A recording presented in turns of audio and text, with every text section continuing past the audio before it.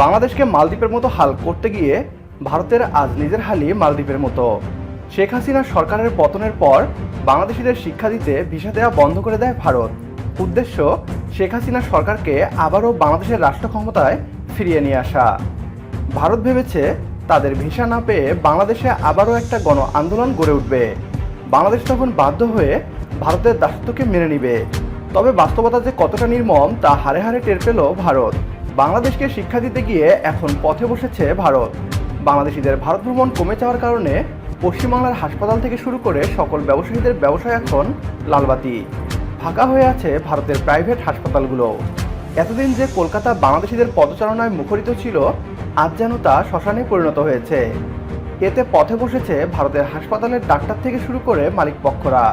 বিস্তারিত থাকছে বিডিটিউবের আজকের এই ভিডিওতে। মালদ্বীপে সরকার পরিবর্তন হওয়ার পর ভারত বাধ্য হয় মালদ্বীপ থেকে নিজেদের সেনাবাহিনীকে ফিরিয়ে নিয়ে আসতে। মালদ্বীপ তাদের স্বাধীনতা এবং সার্বভৌমত্বকে ভারতের কাছে আপোস করতে চায়নি। তবে এতে ক্ষুব্ধ হয় ভারত এবং মালদ্বীপকে শিক্ষা দিতে ভারতীয় পর্যটকদের মালদ্বীপ ভ্রমণ আনঅফিসিয়ালি বন্ধ করে দেয়। এতে মালদ্বীপ ব্যাপকভাবে ক্ষতিগ্রস্ত হয়। পশ্চিমবাংলার বিভিন্ন পত্রপত্রিকা তখন মালদ্বীপকে ভারতের কাছে পর্যটক ভিক্ষা করতে বলে। ছোট দেশ মালদ্বীপ বাধ্য হয় ভারতের সাথে আপোস করতে। ভারত ভেবেছিল একইভাবে বাংলাদেশকেও বাধ্য করাবে, কিন্তু হিসাবে গরমিল করে ফেলে ভারতীয়রা।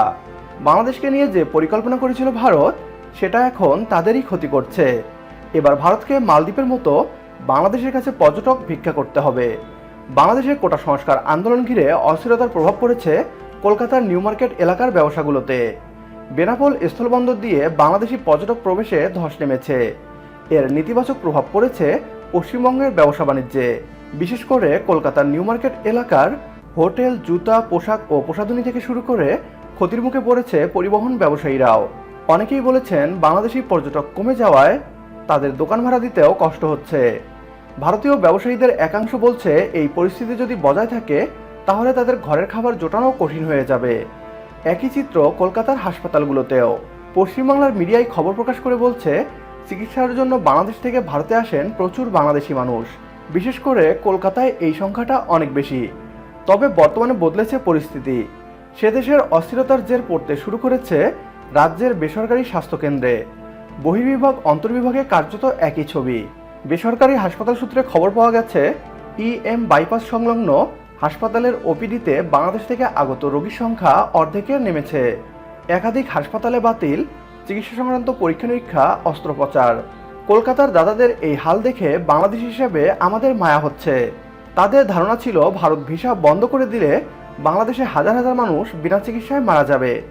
এতে বাংলাদেশের নতুন ছাত্র জনতার পছন্দের সরকার বাধ্য হবে ভারতের কাছে হার মানতে। তবে গত এক মাসে এমন একটিও খবর আসেনি।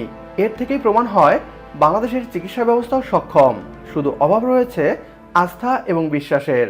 বাংলাদেশের পর্যটকরাও ভারতের বিকল্প হিসাবে নেপাল, ভুটান, ভিয়েতনাম কিংবা থাইল্যান্ডকে বেছে নিতে শুরু করেছে। ভারত নির্ভরতা থেকে আগামী 5 বছরে বাংলাদেশ বেরিয়ে আসবে ইনশাআল্লাহ। ভারত পেঁয়াজ দিচ্ছে না, বাংলাদেশ চীন, পাকিস্তান থেকে পেঁয়াজ আমদানি করছে। এ সব কিছুই আশার আলো দেখাচ্ছে। আমাদের সাথে যদি আপনিও একমত হন তাহলে কমেন্ট বক্সে #বয়কট ভারত লিখে জানিয়ে দিন আমাদের। সেই সাথে ভিডিও শেয়ার করে দেখার সুযোগ করে দিন আপনার বন্ধুদের। পরবর্তী ভিডিও দেখার আমন্ত্রণ জানিয়ে বিদায় নিচ্ছি আজ। আল্লাহ হাফেজ।